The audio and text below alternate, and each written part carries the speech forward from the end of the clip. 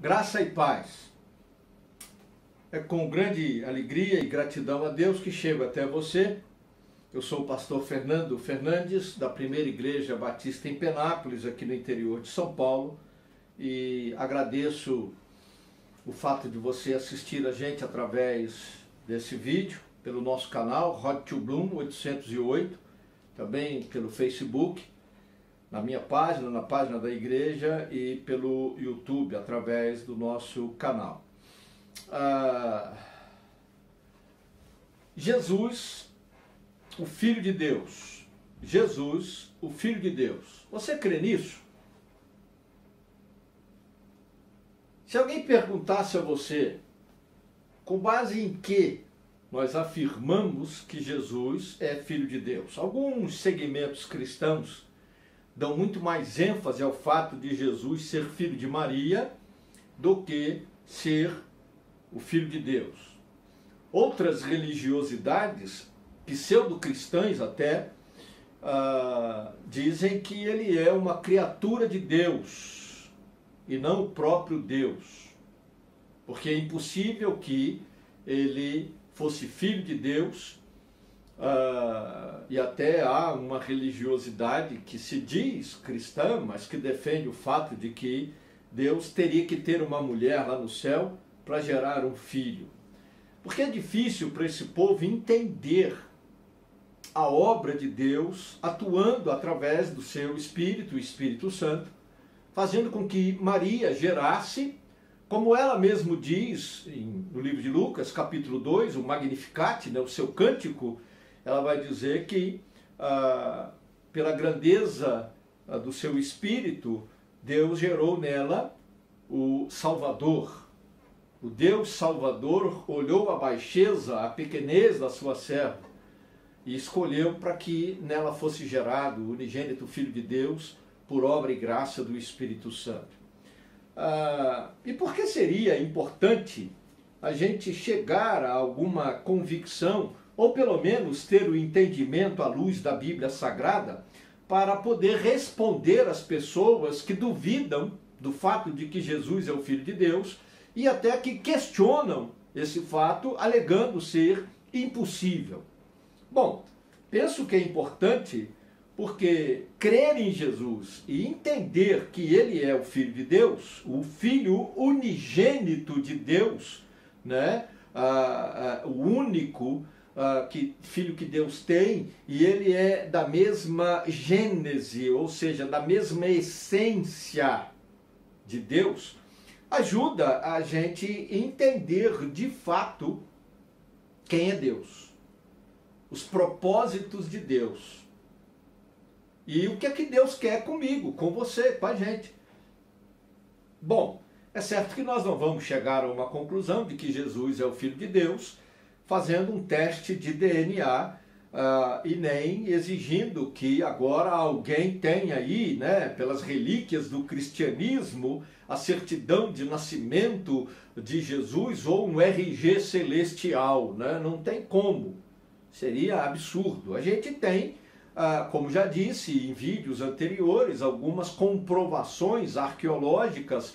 Temos citações de historiadores do primeiro século, temos a Bíblia Sagrada, que é a maior fonte de informação sobre Jesus Cristo e a pessoa de Cristo. E há debates que vêm já de vários anos sobre o Jesus histórico. E a comprovação, ou pelo menos o consenso, é de que é incontestável o fato de que esse indivíduo existiu. E que ele dividiu a história da humanidade em antes e depois dele. E que ele não é uma pessoa qualquer, não é um ser comum. E o que nós teríamos então que aprender sobre Jesus, o unigênito Filho de Deus, que seja tão importante a ponto de nos dar essa habilidade, essa capacidade da gente poder explicar isso às outras pessoas, da gente poder responder aos que nos questionam e até da gente poder calar a voz daqueles que tentam provar que isso não é verdade. Bom, A Bíblia mostra algumas coisas, e isso é importante, como disse, porque a gente pode conhecer melhor a Deus, a gente pode entender muito mais as manifestações de Deus para com a humanidade e também saber o propósito de Deus. Algumas razões objetivas eu identifico na Bíblia, mas eu não tenho tempo para destacar todas elas, então eu pensei e destaco 3. A primeira razão porque eu creio que é importante crer, entender e saber que Jesus é o Filho de Deus, porque por meio de Jesus nós podemos conhecer a Deus. E eu penso que não há outra razão. Não há outro meio, perdão, melhor dizendo, né? Não há outro método, não há outro caminho. Não há. Alguém até pode dizer, né? Ah, mas todos os caminhos levam a Deus e tal. Uma vez uma pessoa que se diz ateu veio com esse argumento e eu falei para ele, olha, eu concordo com você. Ele olhou para mim assustado assim. Eu falei, todos os caminhos levam a Deus. Agora só tem um caminho que leva ao Deus da salvação, Jesus Cristo, o unigênito Filho de Deus. Porque é o único caminho que nos leva a Deus, o Deus que nos torna filhos e que por adoção pela fé em Cristo, ele se torna nosso Pai. Porque deuses tem uma infinidade aí, inclusive criados pela mente humana, pelas mãos humanas. Mas a Bíblia diz que temos que entender o fato de Jesus ser o Filho de Deus, porque ele é o único e ele é o absoluto e o mais perfeito meio pelo qual nós podemos conhecer a Deus. Abra sua Bíblia no livro de Hebreus, capítulo 1, e veja os versos 3 e 4. Hebreus, capítulo 1, os versos 3 e 4. A Bíblia diz assim: o Filho é o resplendor da glória de Deus, a expressão exata do seu ser, sustentando todas as coisas por sua palavra poderosa. Depois de ter realizado a purificação dos pecados, ele se assentou à direita da majestade nas alturas, tornando-se tão superior aos anjos quanto ao nome que herdou é superior ao deles. Cristo, Jesus, o unigênito Filho de Deus, é o resplendor da glória de Deus e a expressão exata do seu ser. O que é que a Bíblia quer dizer com isso? O texto está dizendo que Jesus expressa, ele revela, ele mostra, ele faz com que vejamos a glória de Deus. E se você voltar na Bíblia, lá no Antigo Testamento, no livro do Êxodo, quando você lê, quando Moisés pede que queria ver a face de Deus, Deus disse, olha, você não pode me ver e ficar vivo, porque nenhum homem pode ver a minha face e viver.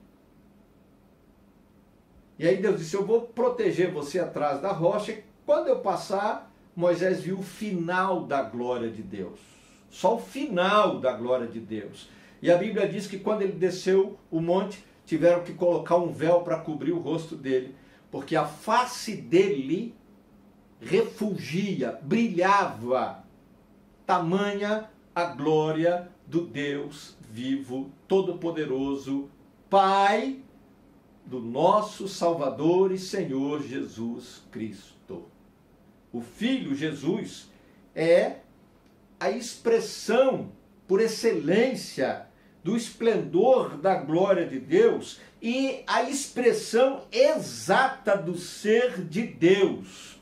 E a palavra aqui, a ideia de expressão exata, é que ele mostra não apenas características, ele mostra o caráter de Deus. O caráter de Deus. Ele revela a santidade de Deus, ele revela a bondade de Deus, a justiça de Deus. Ele revela a essência do ser de Deus. Então a melhor maneira de você, eu, nós conhecermos a Deus é crendo que Jesus é o unigênito Filho de Deus. Outra razão pela qual devemos ter isso bem preparado na mente, no coração, entendendo direitinho, é justamente pelo fato de Jesus ser a manifestação do amor de Deus. A Deus é amor, a Deus é amor. Maravilha, Deus é amor. Tem até uma canção, né? O amor é a essência de Deus. A Bíblia não diz que o amor é a essência de Deus em lugar nenhum. A Bíblia diz que Deus é amor. E isso é um atributo moral da parte de Deus, né? Mas quando perguntaram, né, sobre a essência do ser de Deus, a resposta que a Bíblia dá é: Deus é espírito. Jesus falou isso lá em João capítulo 4, na conversa com a mulher samaritana. Deus é espírito. Quando Moisés insistiu para saber quem era Deus, a personalidade de Deus, a resposta que ele ouviu foi o tetragrama, Yahvé. Eu sou o que sou. Ou você crê nisso, ou você vai ficar aí como o Faraó, que quando Moisés chegou lá, foi conversar com ele e disse: eu não conheço a Deus. O camarada dizia que era filho dos deuses, a encarnação de Deus, e quando Moisés falou para ele em nome do Deus Altíssimo, ele diz: eu não conheço Deus. Ele não era Deus coisa nenhuma. Então não tem como a gente pensar em saber o que é o amor de Deus, como o amor de Deus se manifesta, sem que a gente tenha em mente e tenha a convicção sobre o fato de Jesus ser realmente o unigênito Filho de Deus. E aí eu peço a você que abra a sua Bíblia lá na primeira carta do apóstolo João, no capítulo 4, 1 de João, capítulo 4, os versos 9 e 10. Nos versos 9 e 10 da primeira carta de João, no capítulo 4, a Bíblia diz assim: foi assim que Deus manifestou o seu amor entre nós, enviou o seu Filho unigênito ao mundo para que pudéssemos viver por meio dele. Nisso consiste o amor, não em que nós tenhamos amado a Deus, mas em que ele nos amou e enviou seu Filho como propiciação, como sacrifício pelos nossos pecados. Deus nos ama desde antes de que nós pudéssemos saber que existíamos ou que o próprio Deus existia. Antes de nós termos qualquer consciência ontológica, ou seja, da existência do ser, seja o nosso ser ou o ser de Deus, Deus já nos amava e nos ama. E ele mostrou esse amor, ele manifesta esse amor, ou seja, manifestar é tornar a coisa prática, de forma visível, perceptível, audível, tangível, de modo que possamos ter uma experiência espiritual, mas também uma experiência empírica, de tocar, de sentir esse amor de Deus. E é algo maravilhoso, é algo estupendo. Eu conversava com uma de nossas diaconisas aqui na igreja, a irmã Sônia, e eu dizia para ela, né, a gente conversando sobre experiências que tivemos, ela na família dela, na vida pessoal, eu na minha vida, na igreja, nós no ministério, na igreja, e a conclusão que a gente chegou foi, assim, às vezes não adianta você tentar explicar para quem não acredita, porque não vai entender. E assim com o amor de Deus manifestado em Cristo Jesus. Se você não crê que Jesus é o unigênito Filho de Deus, você jamais vai entender o amor de Deus. Então você vai ser levado por essas mentalidades diabólicas de que o Deus do Antigo Testamento é diferente do Novo, de que Deus é um Deus punitivo, de que a justiça de Deus é uma justiça punitiva, rigorista, de que o amor de Deus é seletivo, ou, o que é pior, essas mentalidades ditas aí, pós-modernas, né, de igrejas ditas evangélicas, né, pregadores dos Estados Unidos, que Deus ama tanto que no final ele não vai levar em conta o pecado de ninguém, vai salvar todo mundo porque Deus é amor. Mentira! Ele manifesta o seu amor e para mostrar de maneira prática, clara, objetiva, visível, histórica, esse amor, ele colocou Jesus Cristo na cruz do Calvário, ou seja, ele não deixou de exigir que se fizesse justiça por causa do pecado cometido contra ele. E Jesus morreu como sacrifício, propiciação pelos nossos pecados. E isso não é porque nós amávamos a Deus, não. Nós estávamos perdidos no pecado. Nós estávamos presos, acorrentados ao pecado, destinados à ira de Deus e ao inferno. Mas Ele nos amou e nos dá em Cristo essa oferta de amor, que é a salvação, o perdão de pecados, a purificação no sangue de Jesus Cristo, para a certeza da vida eterna. Então é necessário que a gente entenda que Jesus é o Filho de Deus, porque sem essa compreensão, sem crermos que Jesus é o unigênito Filho de Deus, e João fala aqui desse unigênito, a ideia de um único que é igual em essência de ser, todos os atributos de Deus, Jesus tem, porque ele é a expressão exata do ser de Deus, como vimos anteriormente. Se não cremos nisso, jamais vamos entender a manifestação do amor de Deus. E o que é pior, jamais vamos crer na manifestação desse amor para a nossa salvação. Além disso, e por último, nós temos que crer que Jesus Cristo é o Filho de Deus, aprender isso para falar disso, pregar isso, porque somente em Jesus nós somos salvos e libertos do nosso pecado. Somente em Jesus. Ah, mas a igreja lá que eu prego, que eu vou, que eu frequento, diz que se eu fizer uma campanha, e se eu contribuir assim, e se eu fizer jejum, se eu for no monte orar, e se eu falar em línguas e tiver vários dons do Espírito Santo, mesmo que eu não tenha dom, mas aquele dom, e eu fique lá imitando os irmãos, né, feito papagaio de pirata, eu tenho a salvação. Mentira! Mentira! Ah, mas se eu fizer penitência, porque se eu... Mentira! O único meio de salvação é Jesus Cristo, o unigênito Filho de Deus.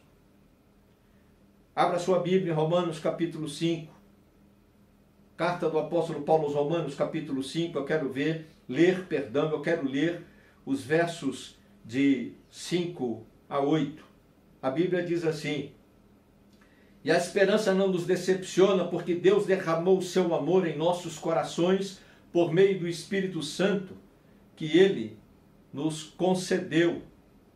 De fato, no devido tempo, quando ainda éramos fracos, Cristo morreu pelos ímpios. Dificilmente haverá alguém que morra por um justo.